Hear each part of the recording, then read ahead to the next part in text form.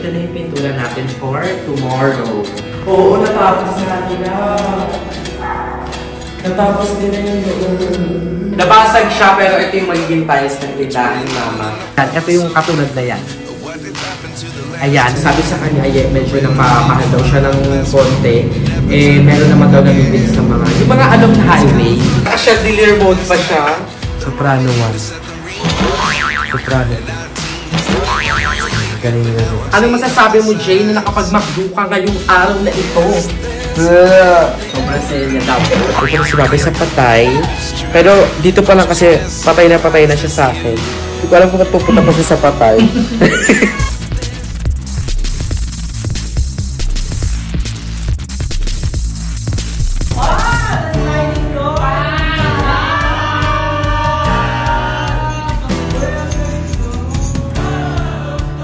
Nag-cutting kayo?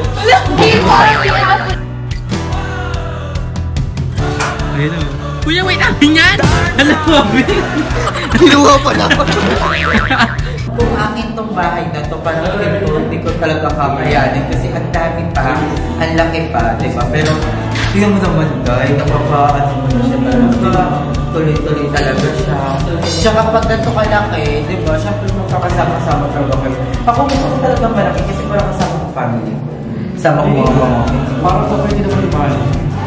Mas ako yung ganun eh. Magkakaroon. Balik kaya tayo? Hindi. Balik ako to. Hi mga nagbabalik! It's your mother, Natalie Mel, and welcome back sa aking YouTube channel! So ayan, for today's video mga nakbabanak, syempre credits muna kay Babe dahil gamit-gamit natin ang kanyang iPhone 15 Pro Max na fully paid. Diba? Ayun, Babe, maghahingi sa kanila through phone. Hello po. Ayan. So si Babe nagkakamera naman sa atin syempre. And ngayon is, share ko lang sa inyo kasi right after ng natin, update natin kahapon, unti-unti nang pinalinis ni Papa dito kasi ito yung pinaka-priority muna natin habang ina-apply pa yung mga gagawa sa taas talaga. So, gagawin muna bukas ay pipinturahan na itong kisan din natin. Ayan. Tapos pagka-pintura ng white, kulay white yan, ilalagay na nila yung mga kahoy na kasi yung maliit. Paano yung mga kahoy na ganito? Ayan. Ito. So, ito yung ilalagay sa mga gilid-gilid mga nakbabana. Kasi di ba may kung makikita nyo, mayroong mga uwang-uwang. So, ito daw yung, si Papa yung nagpintura nito, ilalagay sa gilid. Para kahit paano ay presentable tignan. So, okay naman siguro kasi magiging maganda siya. Kasi white yung ceiling, tapos brown yung gilid. Diba? So, si Papa lang yung nag-isip niyan. Para daw hindi na ako mapagastos niya at the same time, maganda pa rin tignan. So, dito pala tinampak yung mga gamit, mga nakbabana. Ayun. Sa likod ng e-bike, tsaka ito.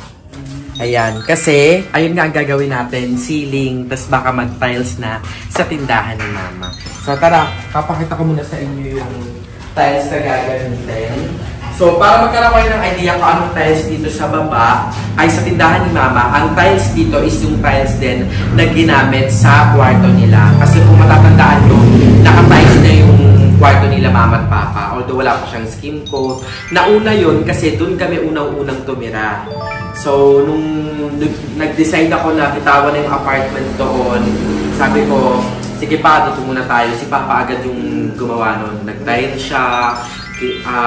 Yun nga, pinakis niya lahat. Naglagay siya ng bubong sa 3rd floor. Ayun yung time na hindi ako bibigay ng pera pero nagugulot ako may progreso. Kasi nga, si Mama at Papa ay nagka-cut ng expense nila ng binibigay kong budget para lang makabili ng materialis pa unti-unti. And hindi ko alam yun kasi nag-aaral ako noon all this time. Kaya, ayun, kahit pa paano hanggang ngayon napapakinabangan namin yung small act ni Mama at Papa na yun.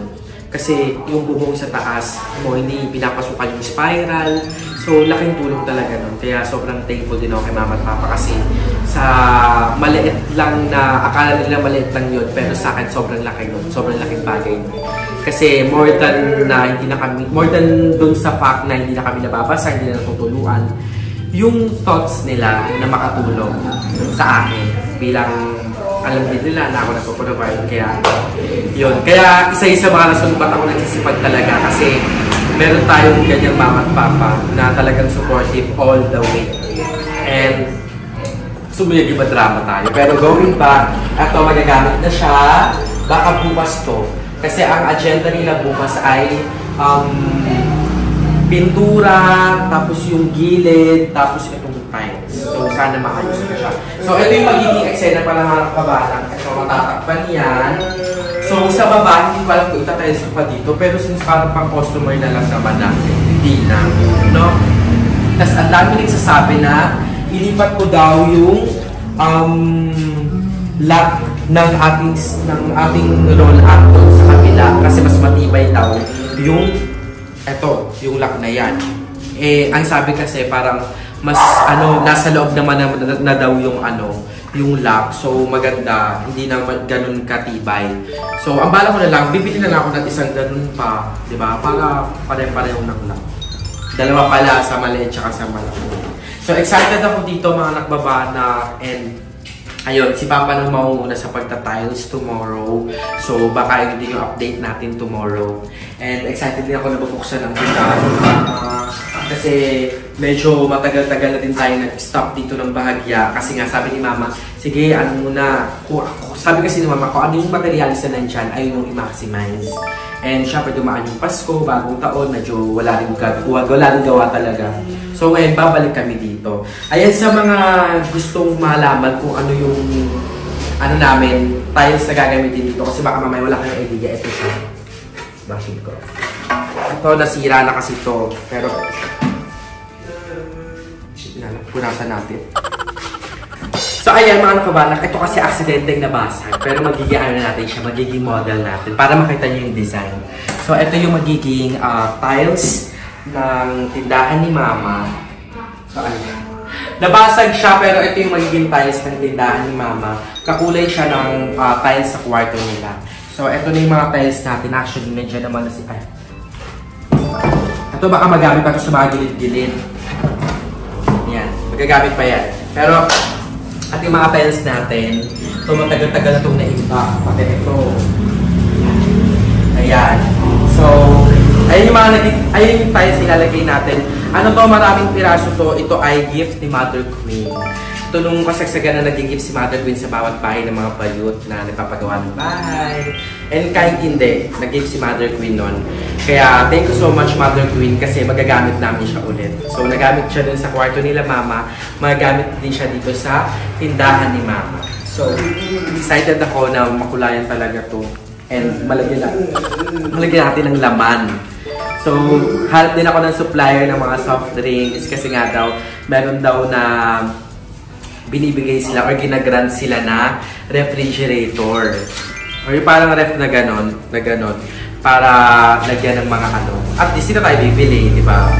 And ganoon din naman, magtitinda rin si Mama ng mga ganong produkto. So, might as well, i-grab natin yung opportunity kasi parang nagbibigay talaga sila ng ganong opportunity sa mga tindahan. Kaya, di ba? Dito na naman si Roger. No. And mga nagbabalak, tignan na natin ang update sa taas. Kasi nag-skip code sila. So, tignan natin kung natapos na talaga nila yung kwarto. Kasi alam ko, hindi nila natapos kahapon. Kung napanood yung vlog natin kahapon, hindi nila natapos.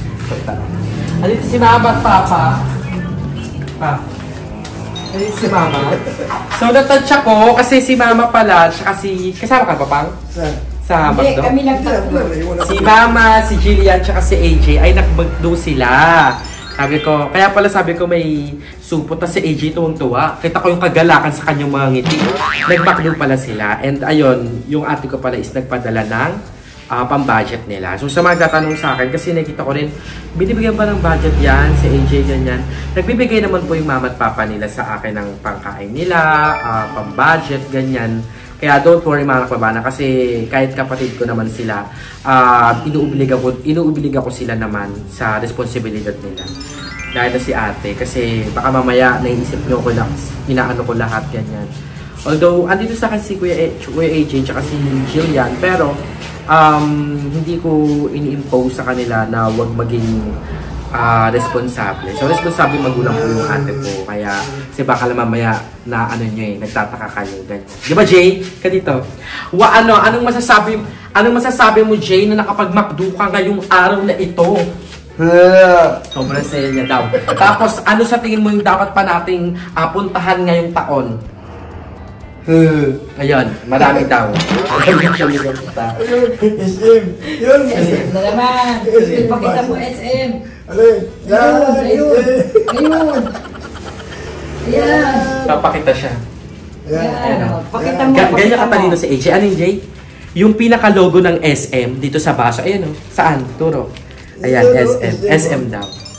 Ang tali-talino mo talaga.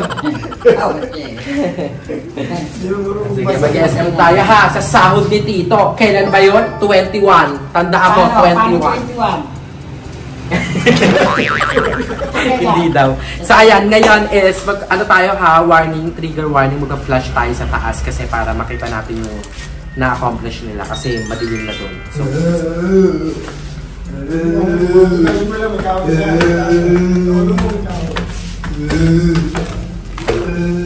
balikan ko na splash.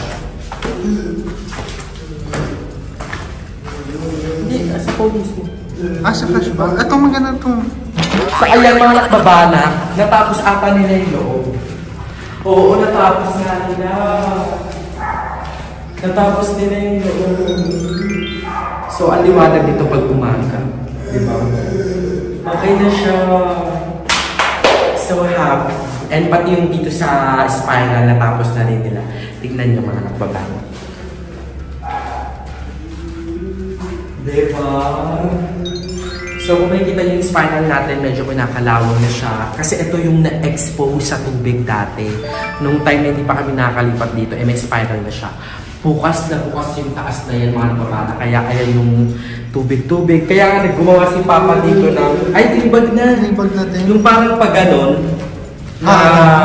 bato. Kasi pag umaano sa baba, ang tanim ni Papa, gumawa siya ng gano'n, ng bubundol, para hindi na. So, eto na.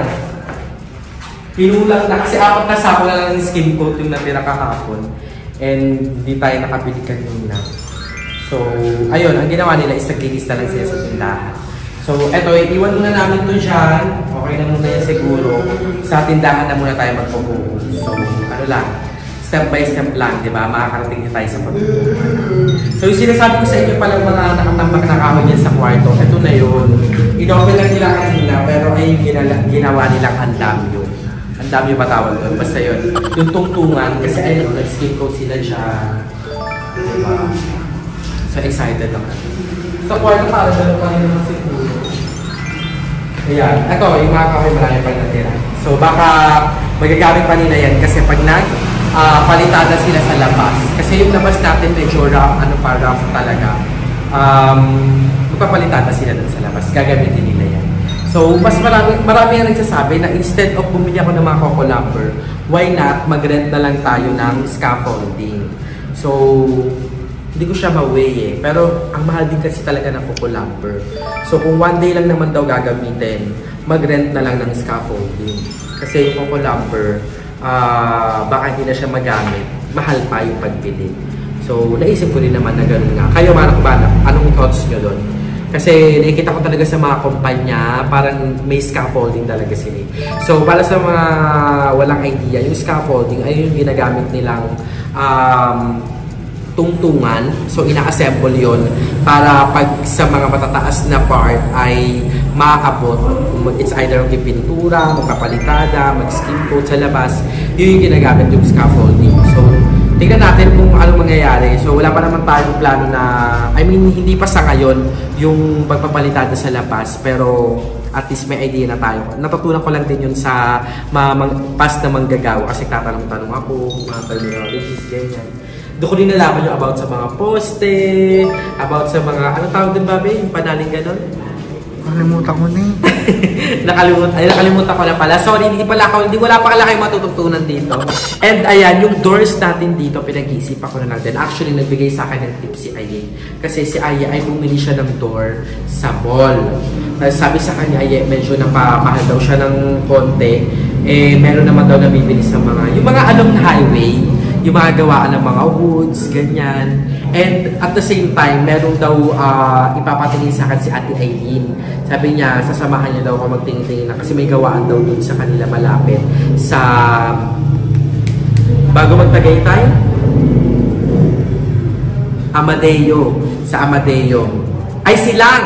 Meron daw sa Silang bilihan ng mga ng mga pintuan. Kaya sabi ko, sige ate, excited din ako dyan kasi gusto ko magkakapareho yung pintuan ng kwarto na to, kwarto ko, tsaka yung ating last room. And yung pinaka-main door natin medyo makapal.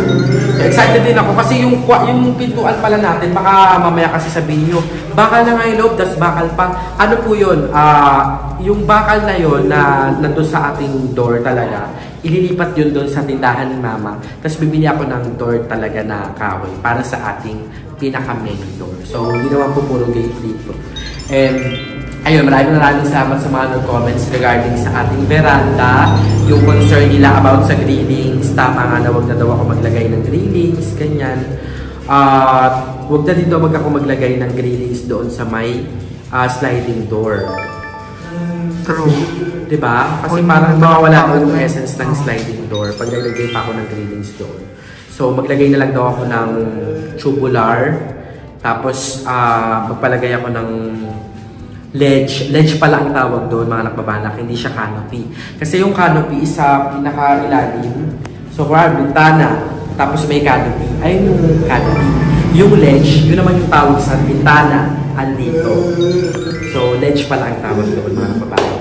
And natututo din ako sa mga comments ninyo talaga. Kaya maraming salamat sa panonood. And syempre, sa hindi pag-skip ng ads kasi malaking tulong yan. Lalo na especially ngayon, kaming mga bayot, ayan si Aye, nag-uusap-usap kami kasi medyo mababa ang January. Itong mga susunod na buwan, mababa ang kita sa YouTube. Gawa nga ng lahat ng endorsements ay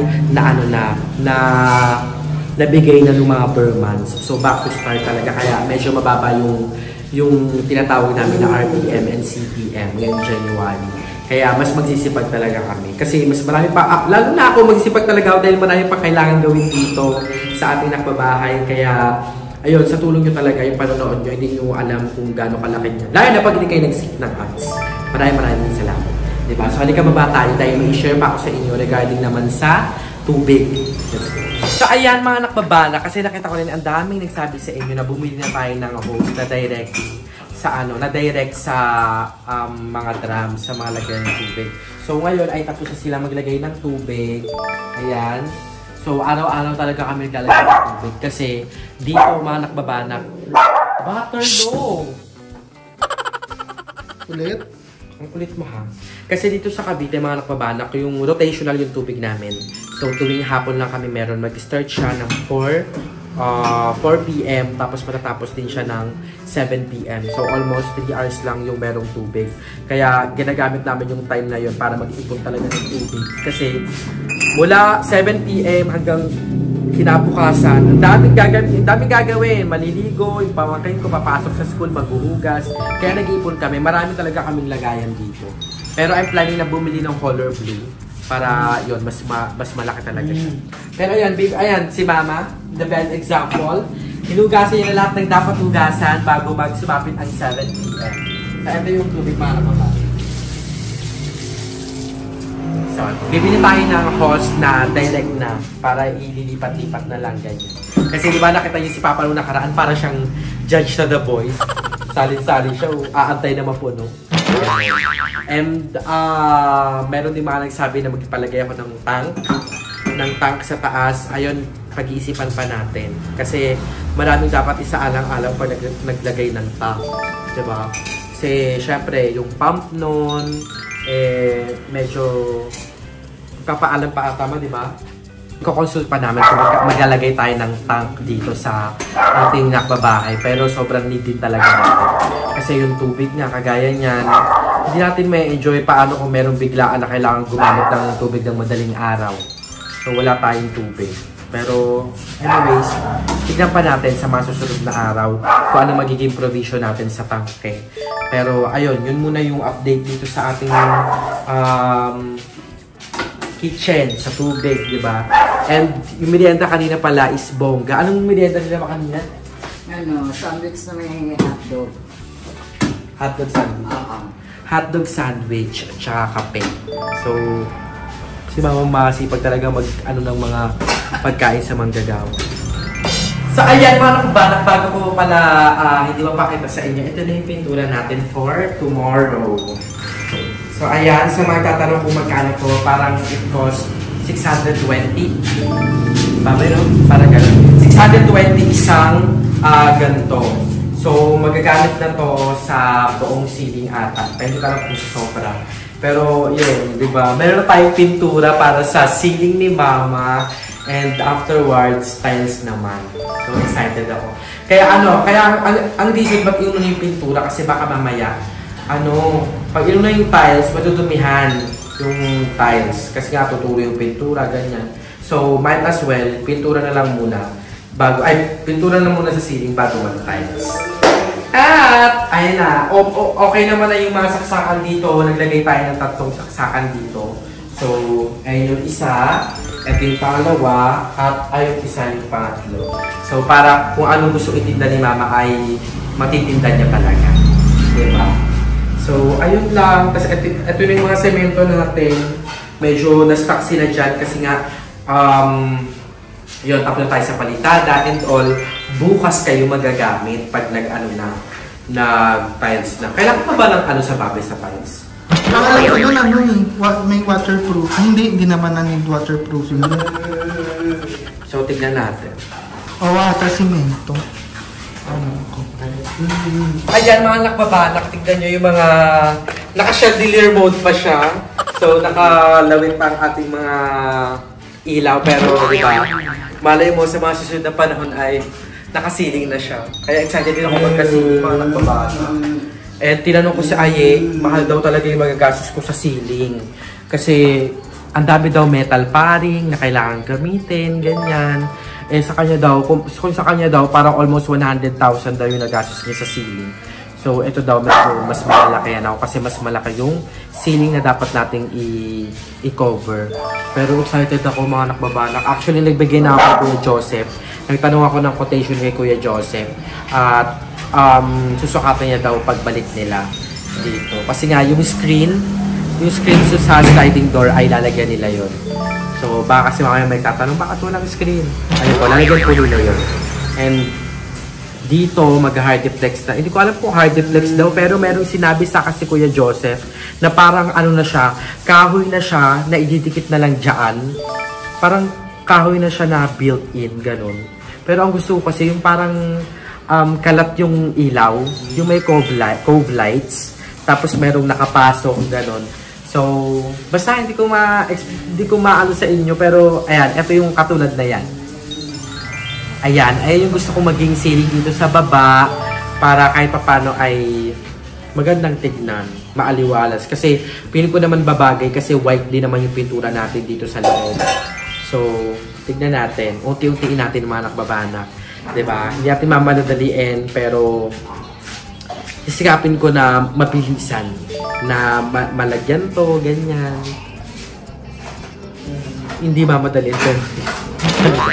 So, ayun lang muna yung ating mga updates ngayon sa ating nakbabahay. And ngayon is redekta na tayo sa House of Leia dahil doon ako mag-e-edit ng ating video.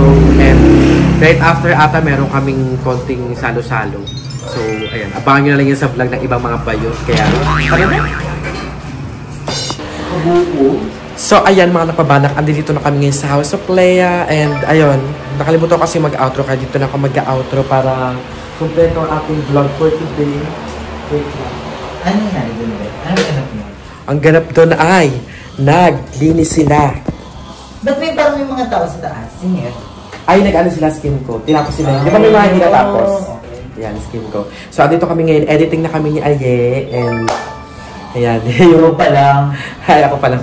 Ako wala pa. Si Aye kasi, maaga siya natapos sa kanyang shooting sa bahay. Kaya, ayun. So, ito siya. Pugs! Editing! Hi! So, naka-dress na Disney tayo kasi may pa-surprise. Yes, yun. Abangan natin yan. May surprise Siyempre si Mother Eternity din. Ayan si Mother. Ayun, grabe magtago. Akala mo may raid. So, may sabayang bigkas dito mga nakbabanak. Ayan, tignan niyo siya. Soprano 1. Soprano 2. Ayan, galing nila diba? So, si Andrew tsaka si Emma ay mga borlog. So, ayan mga nakbabanak, ayan ang ating vlog for today. So, I hope na meron tayong progress talaga tomorrow. And ano talaga, hindi naman kasi talaga everyday talaga may ano din talaga, malaking progress. So, minsan talaga merong days na kulang yung materyales, kaya ito lang yung magagawa, ganyan.